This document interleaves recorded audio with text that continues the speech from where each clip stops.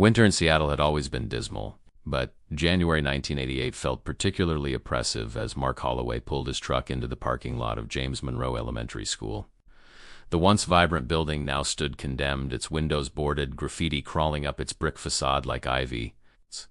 As the demolition foreman, Mark had overseen dozens of projects, but something about this one made him uneasy.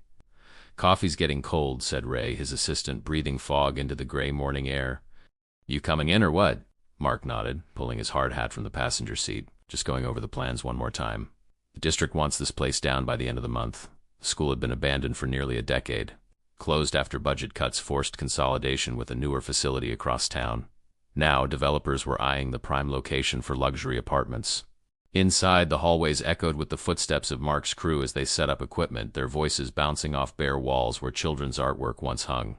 The classrooms sat in eerie stillness, chalkboards still bearing faint traces of final lessons. "Let's start with the east wing," Mark instructed. "We'll save the main building for tomorrow." By mid-afternoon, they had made decent progress, but Ray approached with a puzzled expression. "Mark, you better come see this. Room 112. Mark followed Ray down the corridor, their flashlights cutting through the darkness. Room 112 had been a fourth-grade classroom, according to the building plans. When Mark pushed open the door, his light beam immediately traveled upward and he froze. Desks, dozens of them, all bolted upside down to the ceiling. "What the hell?" he whispered. Each desk was meticulously attached, perfect rows and columns mirroring what would normally be on the floor. Even chairs hung there, secured to the ceiling with industrial-strength bolts. "This wasn't in any of the reports," Mark said, examining the nearest desk. The bolts were deeply embedded, installed with precision, not the work of vandals or pranksters. "Check this out," Ray called, shining his light on a corner desk. There, unlike the others, items remained inside. A child's notebook, pencils, even a small lunchbox, all somehow defying gravity, secured in place. Mark pulled out his camera and began documenting the scene. "Let's check the other classrooms." They found 3 more rooms with the same unsettling configuration. Room 115, 118, and 121, each with desks and chairs perfectly aligned on the ceiling. In room 121, they discovered something even more disturbing: a teacher's desk, complete with an old gradebook open to a page dated June 7, 1979, the last day the school had been operational. "I've never seen anything like this," Ray said, visibly unnerved. "Why would anyone do this? Maybe an art installation? School project?" Mark offered, not believing his own suggestions. The installation would have required significant engineering knowledge and hours of painstaking work. As they were about to leave room 121, Mark noticed a small tape recorder in the teacher's desk. He pressed play. A child's voice filled the room. "We're ready for our lesson now, Miss Winters." Mark quickly stopped the tape, a chill running through him despite the heavy work jacket he wore. "I'm calling the district office," he said. "We need to know if this was documented somewhere." Outside, the early winter dusk had already fallen. As Mark walked to his truck to retrieve his phone, he glanced up at the school building. For a brief moment, he thought he saw a light flickering in room 112, but that was impossible. The electricity had been disconnected years ago. The district office had no record of any art installation or renovation project involving the inverted classrooms. The woman on the phone, Barbara Mills, had worked for Seattle Public Schools since the early 70s and sounded genuinely perplexed. "Monroe Elementary?" "No, nothing like that was ever authorized," she said. "That school closed rather abruptly in '79 due to budget issues, but I can check the archives if you'd like." Mark accepted her offer, giving her his number before hanging up. By then, most of his crew had finished for the day, but curiosity kept him at the site. Something about those rooms nagged at him, a puzzle his practical mind couldn't let go. He returned to room 112 alone, this time with a better flashlight. The desks looked even more unnerving in the stronger beam, 28 of them bolted with surgical precision. Mark noticed something he'd missed earlier: small names etched into each desk, just as schoolchildren often did. Amanda B. read one. Tyler M. another. He carefully opened the lunchbox secured in the corner desk. Inside was a sandwich wrapped in wax paper, an apple, and a juice box, all desiccated with age but somehow undisturbed in their suspended position. The notebook beside it contained childish handwriting, math problems from a lesson on fractions. The final page, however, contained something different: a crayon drawing of the classroom itself, but with the desks on the ceiling. The caption written in unsteady letters: "The way Miss Winters wants it." Mark's phone rang, startling him. "Mr. Holloway?" Barbara's voice sounded strained. "Found something about Monroe Elementary. There was an incident in 1979 involving a teacher, Caroline Winters." "What kind of incident?" It's single quotes unusual. The records show complaints from parents about Miss Winter's teaching methods becoming increasingly eccentric in the months before closure. She was apparently obsessed with what she called inverted learning, some experimental technique she developed. Mark stared at the ceiling, his flashlight illuminating the perfectly arranged desks. What happened to her? That's just it. Nothing, officially. She was scheduled for a review, but the school closed before action was taken. She never taught in the district again. But there's a note here from the principal expressing concern about her mental state. After thanking Barbara, Mark decided to pack up for the day. As he locked the school building, the wind picked up, whistling through cracks in the boarded windows. For a moment, it almost sounded like children's voices. That night, Mark couldn't sleep. He kept seeing those desks, the meticulous bolts, the lunchbox frozen in time. Around 2 a.m., he got up and logged onto his home computer, connecting to the early internet to search newspaper archives. It took hours, but finally, he found something. A small article from June 1979, local teacher missing. Students report strange behavior. Carolyn Winters, 42, fourth-grade teacher at Monroe Elementary, has been reported missing by family members. Students in her class described increasingly bizarre behavior in recent weeks, including rearranging classroom furniture and teaching while standing on the ceiling, which children attributed to magic. School officials declined to comment on specific allegations but confirmed Winters is no longer employed with the district. Mark printed the article, his hands shaking slightly. Standing on the ceiling? The children must have been speaking metaphorically, or perhaps Winters had somehow convinced them she could defy gravity through some classroom trick. Either way, Mark was now certain those inverted rooms were Caroline Winters' doing. But how and why? The next morning, Mark arrived at the site earlier than usual. The gray dawn barely illuminated the school grounds as he unlocked the main entrance, determined to examine the inverted classrooms more thoroughly before his crew arrived. As he walked down the corridor toward room 112, he noticed a figure at the far end, an elderly man with a push broom, methodically sweeping the dusty floor. "Excuse me?" Mark called out, confused. "This is a closed site." "How did you get in here?" The man looked up, seemingly unsurprised by Mark's presence. He wore faded blue coveralls with a name patch that read Frank. "Been here since '65, the man replied simply. "Someone's got to keep the place up." Mark approached cautiously. "The school's been closed for almost 10 years. There's no janitorial staff assigned here." Frank leaned on his broom, studying Mark with pale blue eyes. You're about the upside-down rooms, aren't you?" Figured someone would notice eventually. A chill ran down Mark's spine. "You know about them? Did you help install those desks?" The janitor shook his head. "Didn't install nothing. Just witnessed it all." Miss Winters, she had ideas about education that didn't sit right with the administration. Mark pulled out the printed article. "Caroline Winters? The teacher who disappeared?" "Disappeared," Frank repeated with a hollow laugh. "That's one way of putting it. Follow me if you want to understand." Against his better judgment, Mark followed the old janitor down the hallway. Instead of heading toward the inverted classrooms, Frank led him to a supply closet near the old cafeteria. Inside, among mops and cleaning supplies, Frank pulled a chain that illuminated a single bare bulb. "Power's been off for years," Mark said, confused.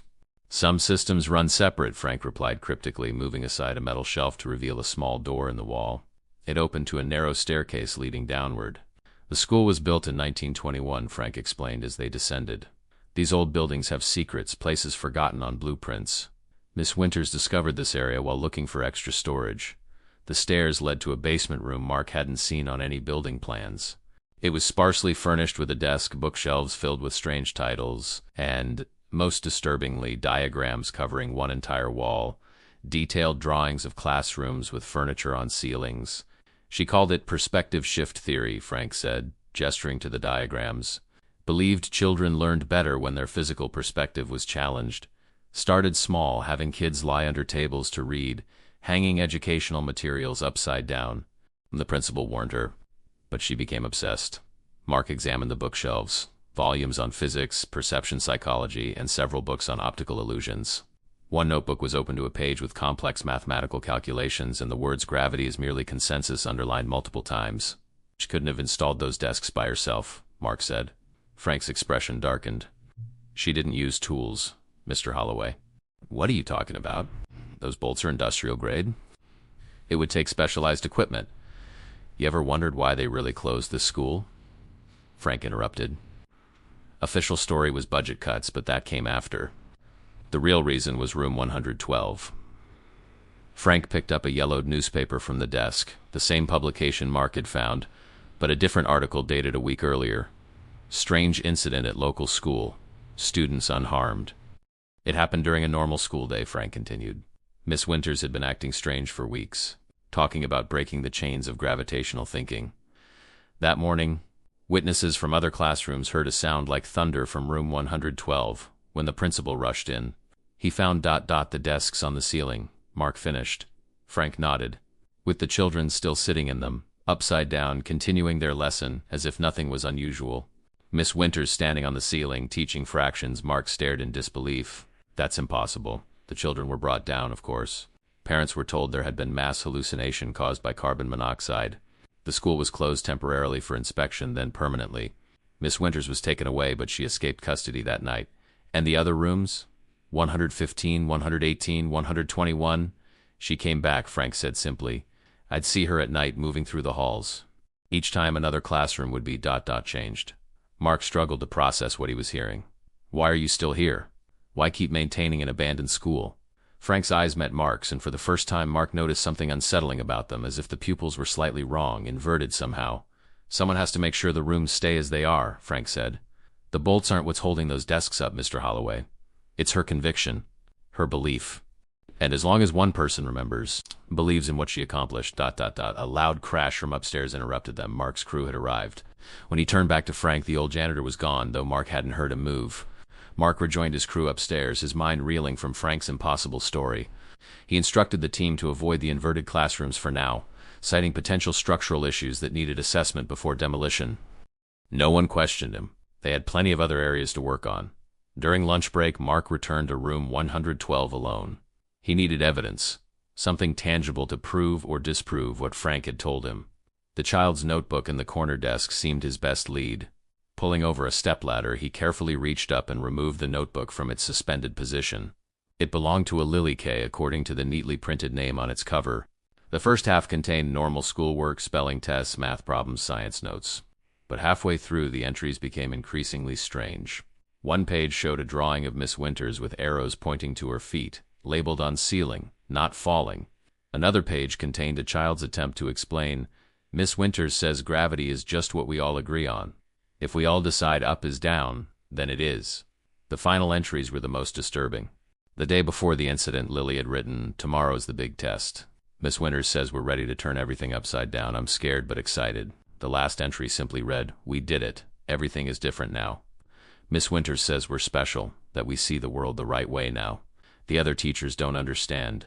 They want to bring us back to the floor, but we like it better up here. Some kids cried when they made us come down. Mark carefully photographed each page before replacing the notebook exactly as he had found it. On his way out, he noticed something he'd overlooked before, a small door at the back of the classroom, partially hidden behind what had once been a coat rack. The door was locked, but the aged wood gave way when Mark applied pressure. It opened to a small office space, presumably Miss Winters' private planning area. Unlike the classroom, this room was normal, with furniture properly situated on the floor. A desk sat against one wall, covered in dust except for one clear spot, as if someone had recently moved something. Mark searched the desk drawers, finding nothing until he reached the bottom one. There, hidden beneath faded construction paper, was a leather-bound journal, Caroline Winters' personal notebook. The entries dated back to 1978, documenting her developing theories on perception-based reality manipulation and consensus physics. Her writing began as academic and methodical, but grew increasingly frantic and messianic in tone. The children are more receptive than adults, she wrote in one entry. Their minds haven't fully accepted the tyranny of conventional physics. With proper conditioning, they can be made to see, truly see, that our limitations are self-imposed. The final entries were almost illegible, the handwriting deteriorating along with, apparently, her mental state. Success. Room 112 has been liberated from gravitational conformity. The children adapted almost immediately, proof that our natural laws are merely habits. The administration doesn't understand. They fear what they can't explain. They took my children down, forced them back into conventional perception. But they can't undo what's been done. The children know now. They've seen. And I'll continue my work room by room if necessary. The last page contained a map of the school with certain classrooms circled, the very ones with inverted desks. Room 112 was labeled complete, while rooms 115, 118, and 121 were marked in progress. 6 other rooms were circled with question marks beside them. labeled Future Conversion. Mark closed the journal, his hands trembling slightly. Caroline Winters had clearly suffered from delusions, but that didn't explain the physical reality of those bolted desks. And what about Frank? Had the janitor been real, or was Mark's mind playing tricks after too many hours in this unsettling building? As Mark left the office, he heard a sound from the classroom, the soft click of the tape recorder turning on by itself. A child's voice, the same one he'd heard before. "We're ready for our lesson now, Miss Winters." Then a woman's voice responded, "Excellent, children. Today we'll finally complete our transformation. All together now, up is down, down is up, ... Mark rushed back into the classroom, but the tape recorder was silent, exactly where he'd left it. He pressed play, but nothing happened. The batteries were dead. The next day, Mark arrived with a new determination. He needed to find someone who had been there in 1979, a student from room 112, who could provide a first-hand account of what really happened. He spent his lunch break at the Seattle Public Library, scrolling through microfiche records of local newspapers from that year. Finally, he found what he needed. A group photo of Caroline Winters' fourth-grade class published alongside a small article about their science fair project. The caption listed all 28 students. Mark wrote down the names, then headed to the closest payphone to begin the tedious process of looking up each one in the phone book. After several unsuccessful calls to wrong numbers or confused parents, he finally got a lead. Amanda Byers? "She was in my daughter's class," said one woman he reached. "Last I heard, she still lives in Seattle. Works at the university bookstore, I believe." That afternoon, instead of returning to the demolition site, Mark drove to the University of Washington campus. The bookstore was quiet, with only a few students browsing the shelves. Behind the register stood a woman in her early 20s, the right age to have been a fourth grader in 1979. "Amanda Byers?" Mark asked cautiously. The woman looked up, surprise crossing her face. "Yes? Do I know you?" Mark introduced himself and explained his connection to Monroe Elementary. At the mention of the school, Amanda's expression changed subtly. A flicker of something like fear crossed her face. "I'm on my break in 15 minutes, she said quietly. "Meet me at the coffee shop across the street." When they sat down with their coffees, Amanda spoke first. "I haven't talked about Monroe in years. My parents sent me to therapy afterward. Eventually, it was easier to just agree with what everyone said happened." "What did everyone say happened?" Mark asked. "Carbon monoxide leak. Mass hallucination." She gave a bitter laugh. "That's the official story. 28 children simultaneously hallucinating the same impossible thing. The desks on the ceiling." Amanda's hand trembled, coffee sloshing over the rim of her cup. "Not just the desks, Mr. Holloway. Us. We were on the ceiling too. Sitting in our desks, having a normal lesson, except everything was upside down." Mark tried to keep his expression neutral. "How is that possible?" "Miss Winters had been preparing us for weeks. Exercises she called perspective shifts. At first it was simple stuff, reading while lying upside down on the floor, hanging our artwork from the ceiling instead of the walls. Then she started talking about gravity being a collective agreement. Consensus physics," Mark murmured, remembering the journal. Amanda nodded. "She said if enough people agreed on a different reality, that reality could manifest physically. Every day she'd have us chant, 'Up is down, down is up. The floor is the ceiling is the floor.' And you believe it worked? That she actually reversed gravity in that classroom?" Amanda stared into her coffee. "I don't know what to believe anymore. I remember sitting in my desk on the ceiling. I remember looking down or up and seeing Miss Winters standing on the floor, which was now above us, smiling. I remember feeling special, chosen." "What happened next?" The principal came in. They were shouting. Other teachers. They were all standing on the floor ceiling, looking up at us in horror. Then something ... shifted. I felt a lurch, like missing a step on stairs. And suddenly we were falling. Except we weren't falling up toward what had been the floor. We were falling down, back to what had always been the floor. Some kids got hurt. Not badly, but bumps and bruises. Mark thought about the inverted classrooms, the bolted furniture. After the school closed, did you ever hear about Miss Winters again? A shadow passed over Amanda's face. She contacted some of us. Not me personally, but Lily Kaplan received letters. Miss Winters was continuing her great work, she said, preparing more classrooms for when she could bring her students back. Do you know what happened to Lily? She moved away after high school, but before she left... Amanda hesitated. She told me she'd been back to Monroe, that Miss Winters had shown her the new classrooms, all ready and waiting. Suspended in time. As they parted ways, Amanda grabbed Mark's arm suddenly. "Mr. Holloway, be careful in that building. Whatever Miss Winters did, it wasn't just a trick or illusion. The other adults couldn't see it until they were actually in the room with us. It was like like she created a bubble of altered reality. Mark nodded, thanking her for her time. As he walked back to his car, he found himself looking up at the sky, then down at the ground, suddenly aware of the mere consensus that kept his feet firmly planted on the earth. Mark drove straight from the university to the demolition site. Most of his crew had already left for the day, but Ray was still there, completing paperwork in their temporary office trailer. "You look like you've seen a ghost," Ray commented as Mark burst in. "Everything okay?" Mark couldn't possibly explain what he'd learned, so he simply nodded. "Just a long day." "Any issues with the East Wing?" "All cleared for tomorrow's demolition, though we still need your go-ahead on those weird ceiling classrooms." "Leave them for now," Mark said quickly. "I've got a structural engineer coming to check them out first thing tomorrow." This was a lie. Mark had called no one, but he needed time to process everything he'd learned. The rational part of his mind insisted there must be a logical explanation for both the physical evidence and the consistent testimonies. Perhaps Carolyn Winters had been a skilled illusionist, using suggestion and sleight of hand to convince impressionable children they were defying gravity. But another part of him, a part that grew stronger with every hour spent in that building, wondered if something truly inexplicable had occurred in room 112. After Ray left, Mark returned to the school alone. The setting sun cast long shadows through the boarded windows, creating pools of darkness in the hallways. He made his way directly to room 112, determined to examine the ceiling desks one more time. The room was exactly as he'd left it, desks suspended above in perfect rows. Mark set up a taller ladder and climbed up to eye level with the inverted furniture. The bolts securing each desk were indeed industrial grade, but looking closer, Mark noticed something odd. The metal seemed to warp slightly around each bolt, as if the ceiling itself had partially melted and reformed. As he examined this anomaly, he became aware of a soft sound behind him, footsteps in the hallway. Expecting to see Frank the janitor again, Mark turned, but the doorway remained empty. The footsteps continued, moving away down the corridor. Mark followed the sound, which led him to room 121, another of the inverted classrooms. The footsteps stopped. Inside, the room appeared unchanged at first glance. But when Mark shone his flashlight on the teacher's desk bolted to the ceiling, he noticed a fresh sheet of paper that hadn't been there before. Using the ladder, he retrieved the paper. It was a handwritten note in elegant, slanted script. "Mr. Holloway, you've taken quite an interest in my work. I appreciate your attention to detail. Few others have bothered to truly look at what I've accomplished.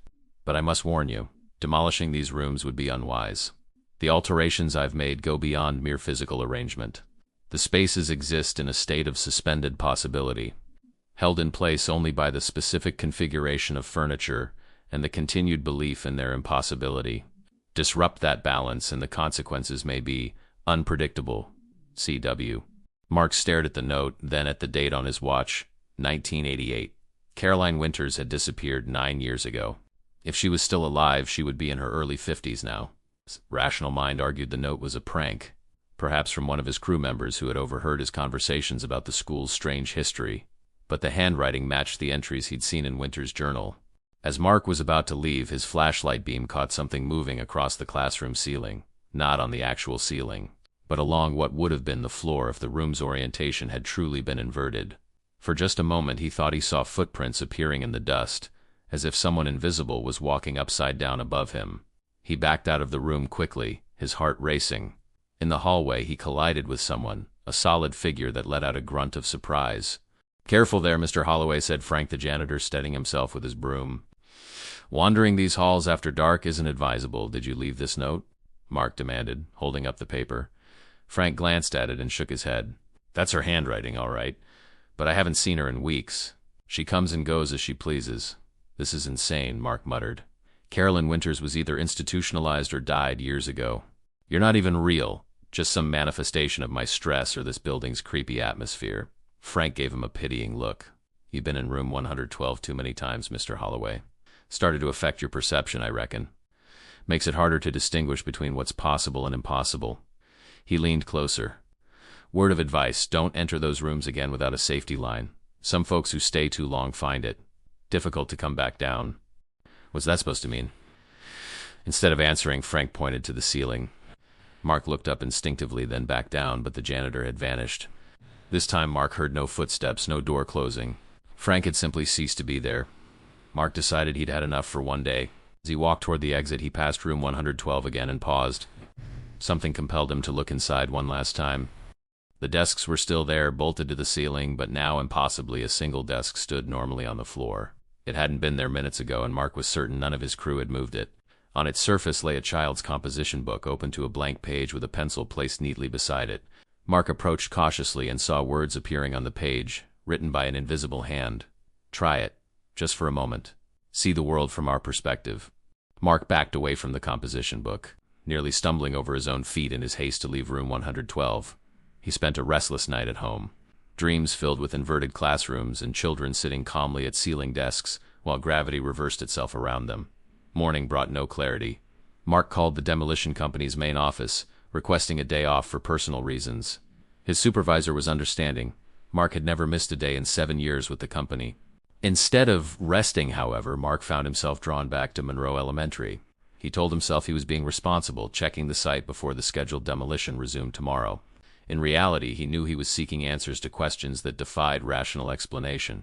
The school seemed different in the morning light, less ominous, more like what it was, an abandoned building awaiting destruction. Mark walked the hallways with purpose, heading directly to the library. If Caroline Winters had developed her theories over time, perhaps she'd left more evidence there. The library stood largely emptied, its shelves removed years ago, but a few forgotten books and papers remained scattered about. In the reference section, Mark found what he was looking for, a small collection of faculty publications. Among them was a thin volume titled Consensus Reality, Theoretical Applications in Educational Settings by C. Winters, dated 1977. The text was dense with academic jargon, but its core premise was clear enough. Winters proposed that children, whose understanding of physical laws was still developing, could be conditioned to experience alternatives to accepted reality. With proper guidance, she theorized, a classroom could collectively manifest physical changes through sustained belief and focused intention. Most of her colleagues had dismissed the work as philosophical speculation rather than practical science. Margin notes in pencil showed Winters' frustration. They refused to see the implications. The physical world is more malleable than we've been taught.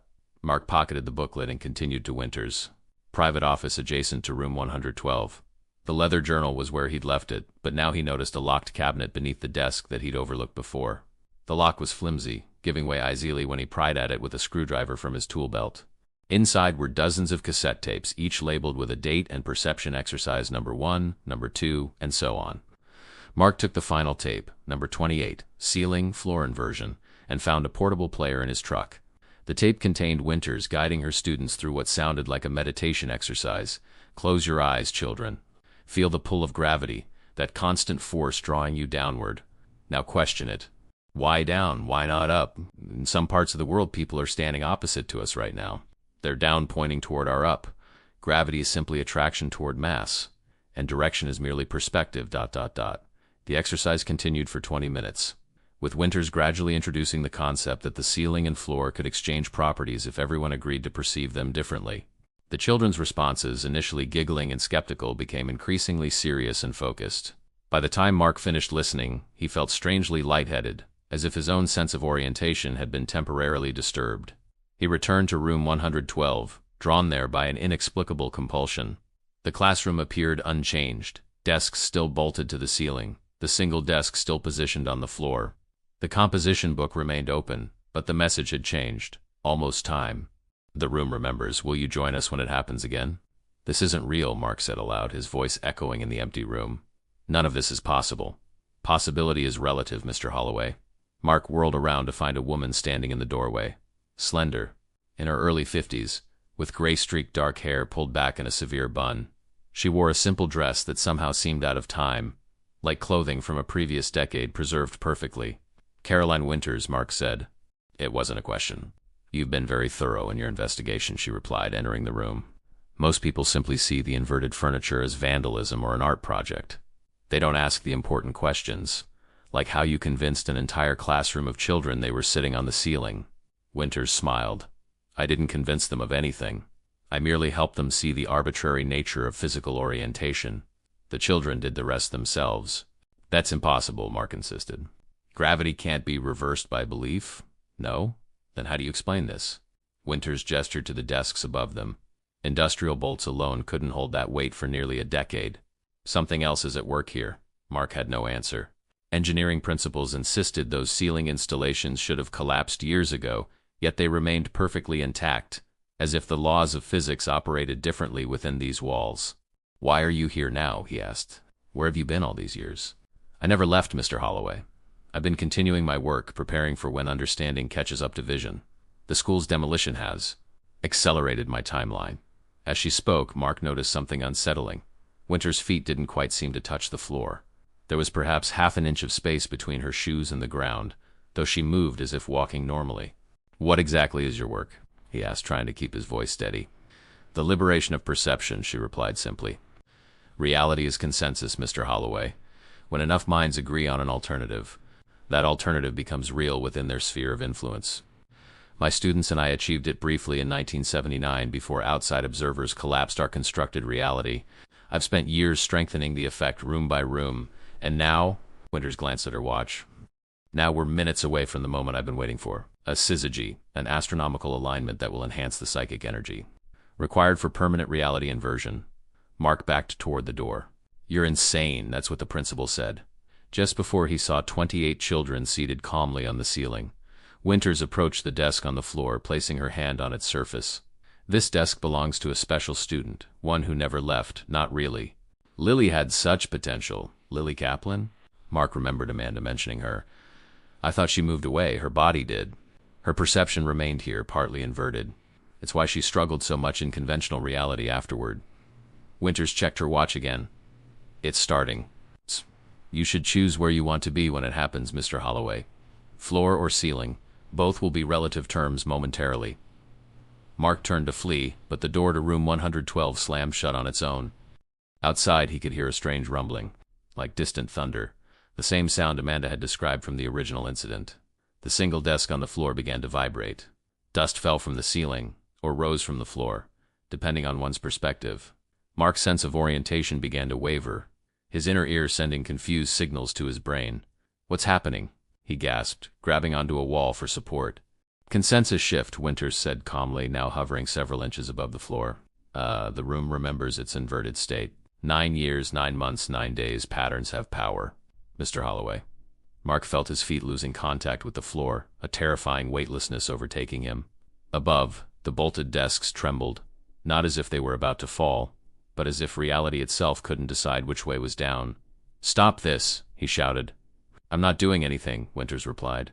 "The room is remembering, the children are remembering. Somewhere out in the world, 28 former students are feeling the same disorientation." Winters continued, her voice eerily calm as the rumbling intensified. "Their collective memory is powerful enough to temporarily restore what we created." Mark felt his body lifting slowly, as if the air had become thick, buoyant. His tools began floating out of his belt, rising toward what had been the ceiling. The laws of physics seemed to waver like heat distortion on summer pavement. "I can't breathe," he gasped, panic rising in his chest. "Relax into it," Winters instructed. "Fighting only makes the transition more difficult." The single desk on the floor suddenly shot upward, door perhaps downward. Its perspective itself was shifting, aligned perfectly with the others bolted to the ceiling. For one impossible moment, Mark found himself suspended in the middle of the room, neither falling up nor down, trapped in a bubble where gravity had lost meaning. Then, with a sound like a thunderclap, everything inverted. Mark crashed onto what had been the ceiling, now seemingly a solid floor. The impact knocked the wind from him, and he lay there gasping, staring up down at what should have been the floor but now appeared to be a ceiling. Caroline Winters stood calmly beside him, her feet firmly planted on the inverted surface. The desks, no longer bolted but somehow still stable, were arranged in perfect rows around them. "Remarkable, isn't it?" she said. 9 years of preparation for this moment. The psychic residue of 28 young minds, amplified by astronomical alignment. Mark struggled to his feet, fighting waves of vertigo. Blood rushed to his head, yet paradoxically he felt as if he might fall upward toward what his mind still recognized as the floor. "This isn't real," he insisted, though his senses told him otherwise. "It's an illusion, or you've drugged me somehow." "Such a limited perspective," Winters sighed. "Here, let me demonstrate." She picked up a pencil from the nearest desk and released it. Instead of falling toward the original floor, it dropped to their feet, obeying the inverted gravity of the room. "Consensus reality, Mr. Holloway. Within this space. This is now objectively true." Mark stumbled toward the door, desperate to escape, but it remained firmly shut despite his efforts to turn the handle. "The transition isn't complete yet," Winters explained. "The barrier between realities must stabilize before you can cross it." Through the small window in the door, Mark could see the hallway outside still in its normal orientation. The division between the two realities was visibly sharp, like a line drawn through existence itself. "How long will this last?" Mark asked, struggling to maintain his composure. "Without my students, only a few hours. That's why I need to find them, bring them back. With their combined perception, we could make this permanent, expand it beyond these walls." Winters moved about the room, touching each desk with an almost maternal affection. "Imagine it, Mr. Holloway, a school where children learn to question not just what they're taught, but the very fabric of reality itself." Mark's survival instinct kicked in. He needed to play along until he could escape. "Your theory consensus physics. How did you develop it?" Winters seemed pleased by his interest. "It began with simple observation. Children learn that objects fall because they're shown repeatedly that objects fall. But what if they were shown something different from the beginning?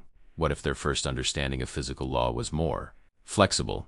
As she spoke, Mark noticed something through the door window, a figure moving down the hallway. Ray, his assistant, checking the building before tomorrow's demolition.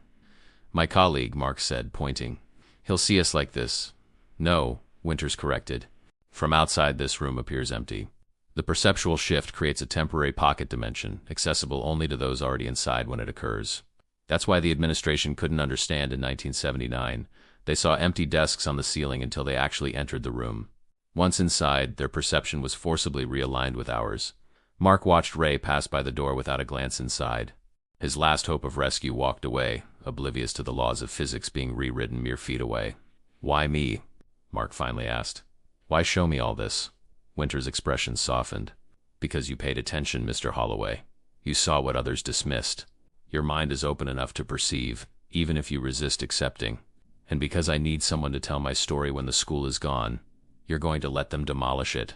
This building is just wood and brick. What I've discovered exists beyond physical structures." She approached him, hovering slightly above the inverted floor. "I've accomplished what I set out to do, prove that reality is malleable through collective will. The next phase requires finding my former students, now adults, and helping them remember what they once achieved." The rumbling sound returned, and the room began to vibrate. Winters looked up with concern. "It's destabilizing too quickly. The alignment must be shifting." She turned to Mark with sudden urgency. "You need to decide, Mr. Holloway. When reality reorients, where do you want to stand? Here, with new perspective, or back in your conventional world?" Mark didn't hesitate. "Put everything back the way it was." Winters looked disappointed but nodded.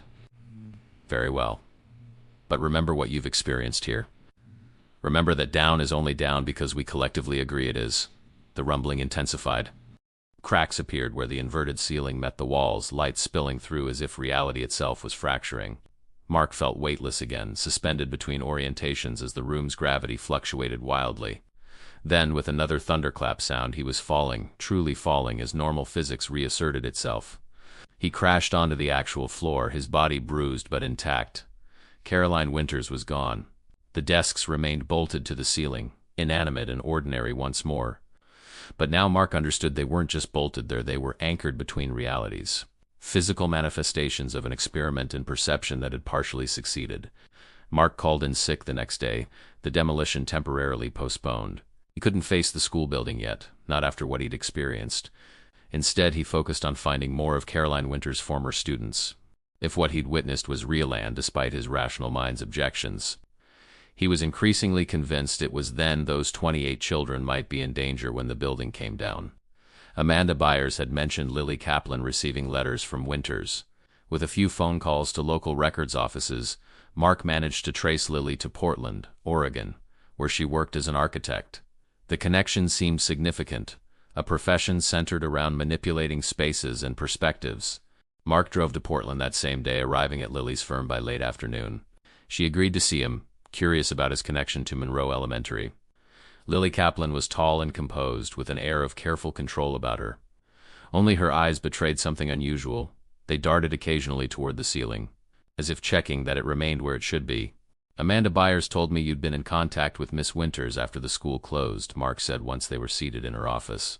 Lily's professional demeanor cracked slightly. "Amanda shouldn't have told you that. None of us were supposed to talk about it. About what happened in room 112? About any of it." Lily's hands trembled slightly as she arranged papers on her desk. Do you know what it's like, Mr. Holloway, to experience something that everyone insists couldn't possibly have happened? To be 9 years old and told repeatedly that your memories are false, that you were hallucinating? I believe you, Mark said quietly. I've seen the rooms. I've met Caroline Winters. Lily froze. That's impossible. Caroline is dead. What makes you say that? Her last letter, 3 years ago. She said she was transitioning to a state of permanent perspective shift. I assumed it was a poetic way of saying she was dying. Lily pulled open a desk drawer and removed a manila envelope. But if you've seen her, double quotes, she handed Mark a photograph. It showed Caroline Winters standing in room 112, surrounded by ceiling desks. The photo was dated just 6 months earlier. She's been living in the school all this time, Mark realized. Or at least, existing there somehow. Lily nodded slowly. The other students, we've all felt it over the years. Moments of disorientation, sudden vertigo as if gravity might reverse itself at any moment. Some handled it better than others. Tyler Miller committed suicide in '85, said in his note that he couldn't stand living between orientations anymore. Winters mentioned something about wanting to gather the students again, about making the effect permanent. A shadow crossed Lily's face. That's why I became an architect. I needed to understand space, to control it. To prove to myself that physical laws are reliable. She gestured to her office with its precise right angles and deliberate design. Everything here is governed by physics I can trust, but you still look up at the ceiling, Mark observed. Force of habit, Lily admitted. After room 112, I can never quite shake the feeling that up might become down without warning. She leaned forward. Why are you really here, Mr. Holloway? The school is scheduled for demolition. If what Winters created is real, if those rooms exist in some kind of altered state, I'm concerned about what might happen when they're destroyed. Lily paled. You can't demolish those rooms. Not without preparation. What kind of preparation?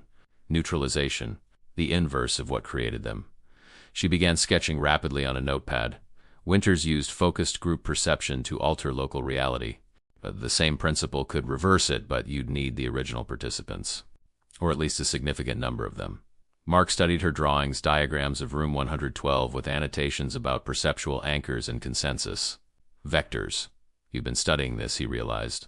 Of course I have. It's defined my entire life. Lily's professional composure had completely fallen away now, revealing the frightened child who had never fully recovered from her experience. 28 of us shared that moment when reality broke. We've been connected ever since, feeling each other's disorientation, sharing dreams of floating between floor and ceiling. Will you help me contact the others? Lily hesitated, then nodded. I have most of their information. We tried having a reunion once in '84, but it was a disaster. Being together amplified the effect. 3 people had to be hospitalized after gravity seemed to fluctuate in the restaurant where we met. Over the next 2 days, Mark and Lily contacted every surviving student from room 112. 17 agreed to meet, some eager. Others terrified, all unable to refuse the chance to finally understand what had happened to them. They gathered in a conference room at Lily's firm as far from Seattle as possible to minimize any connection to the school.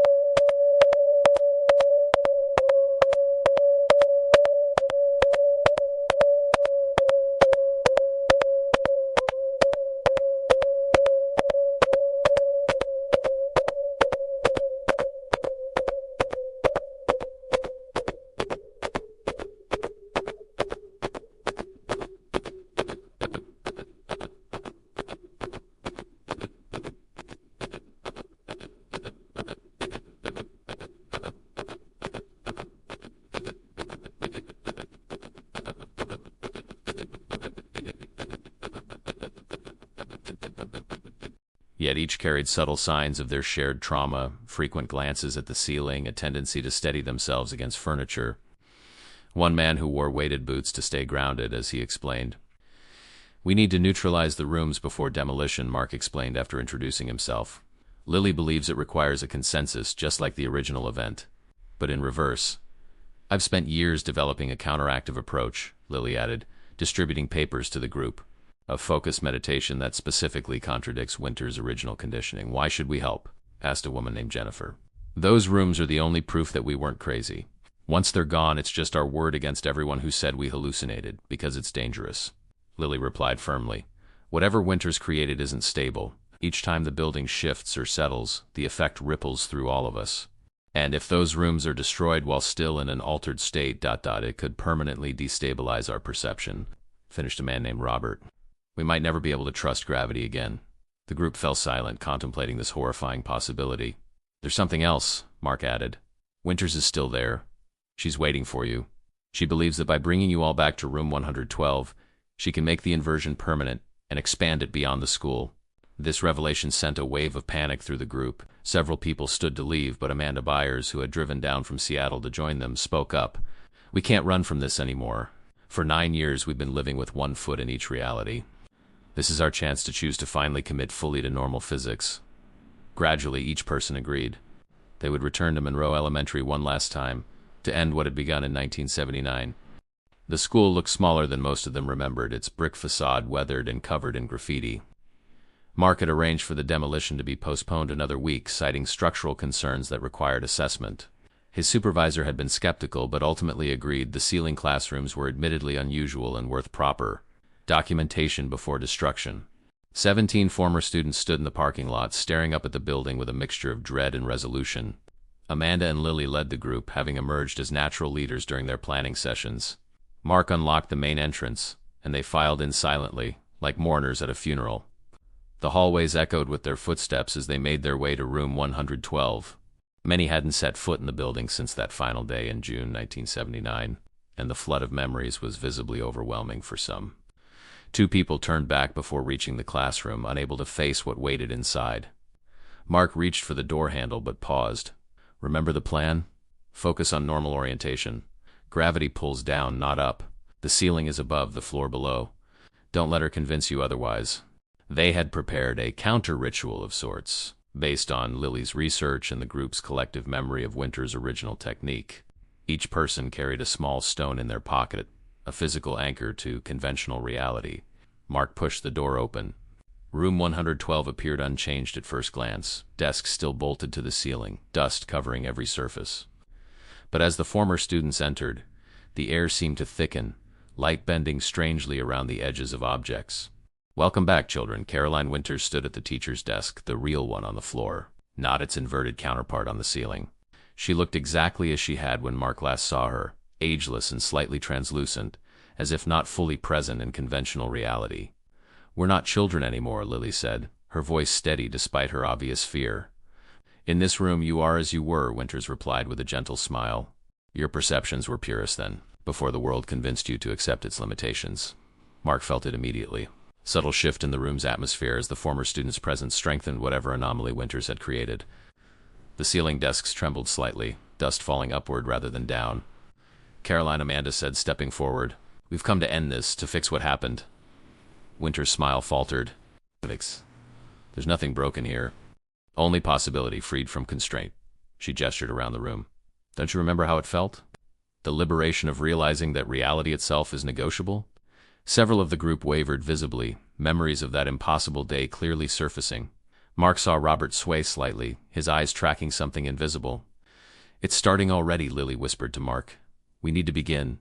At her signal, the group formed a circle in the center of the room, each person reaching into their pocket to grasp their stone anchor. They began the counter-meditation they'd practiced, a focused affirmation of conventional physics, of gravity's downward pull, of the ceiling as permanently above. This is futile, Winters said, though uncertainty had crept into her voice. You can't undo what we created together. This room exists in multiple states simultaneously, held in quantum superposition by our shared perception. The rumbling began again, that same thunder-like sound Mark had heard before. But this time, instead of building toward inversion, it seemed erratic, unstable. The room itself appeared to flicker, like a television with poor reception, alternating between normal and inverted orientations too quickly to process. What's happening? Mark shouted over the noise. Perceptual conflict, Lily explained, her knuckles white around her stone. Our focused conventional perception against the residual inverted state. The room doesn't know which reality to manifest. Winters moved about frantically, touching the walls, the desks, as if trying to physically hold her creation together. Stop this. You don't understand what you're destroying. We understand exactly what we're destroying, Amanda replied. Our chains to this place, to you, to that day. We're choosing normal reality, Carolyn. The ceiling desks began to detach, bolts pulling free as the inverted physics weakened. One crashed to the floor, then another. The group maintained their circle, eyes closed, stones clutched tight as furniture fell around them. Winters herself began to fade, her form growing more transparent with each passing second. She looked directly at Mark, her expression a mixture of sadness and defiance. They'll forget the truth, she said to him. But you won't, you've seen both sides now. Remember that consensus is not truth, it's merely agreement. With those words, she vanished completely. The rumbling reached a crescendo, and for one terrifying moment, gravity seemed to fail entirely. Everyone in the room floated inches above the floor, suspended between realities. Then, with a sound like glass shattering, everything stabilized. They fell back to the floor as normal physics reasserted itself decisively. The remaining ceiling desks crashed down around them, reduced now to ordinary furniture affected by ordinary gravity. Silence fell. The 17 former students looked around in wonder and relief. Several began to cry, the tension of 9 years finally releasing. It's over, Lily said, helping Amanda to her feet. I can feel it. The connection, the disorientation, it's gone. Mark surveyed the room. Nothing remained of its inverted state except broken desks and twisted metal brackets. Whatever Carolyn Winters had created, whatever impossible physics had held those desks against gravity for nearly a decade, had been neutralized. As the group left room 112 for the final time, Mark noticed something on the chalkboard that hadn't been there before. A simple message written in elegant, slanted handwriting. Reality is negotiable. Orientation is perspective. Down is merely the direction we collectively agree to fall. 1 week later, Mark stood across the street from Monroe Elementary, watching as demolition finally began. The wrecking ball swung in a perfect arc, obeying the conventional physics that everyone except for 28 children and their teacher in 1979 took for granted. The east wing collapsed first, followed by the administrative offices. When the ball struck the section containing room 112, Mark held his breath, half expecting some supernatural manifestation, a spatial distortion, a gravity fluctuation, something to mark the destruction of that impossible space. But the bricks fell normally, the structure giving way as structures always did when struck with sufficient force. Whatever had made those rooms special was truly gone, neutralized by the collective will of those who had originally helped create it. Amanda stood beside him, watching her childhood literally crumble to dust. Do you think she escaped somehow? She asked. Winters, I mean? Mark considered this. I don't think she was entirely present in our reality anymore. She existed between states, just like those rooms did.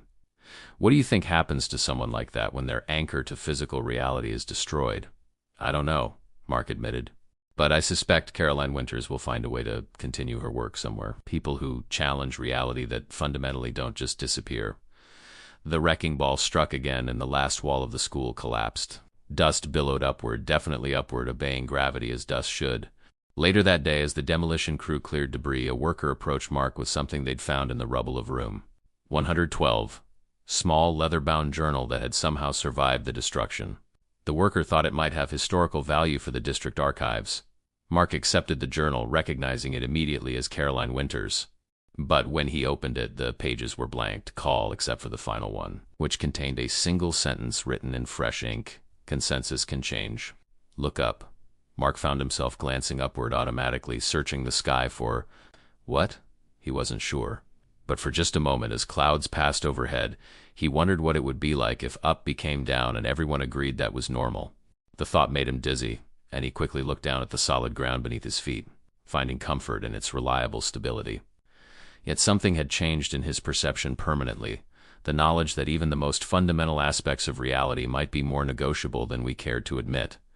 As developers broke ground on the luxury apartments that would soon replace Monroe Elementary, Mark kept Winters' journal locked in his desk drawer. Sometimes late at night he would take it out and stare at that final message. Each time he found himself looking up at his ceiling, half expecting to see furniture bolted there, a mirror image of the room below. And sometimes, just sometimes, the ceiling didn't look quite as solid or permanent as it once had.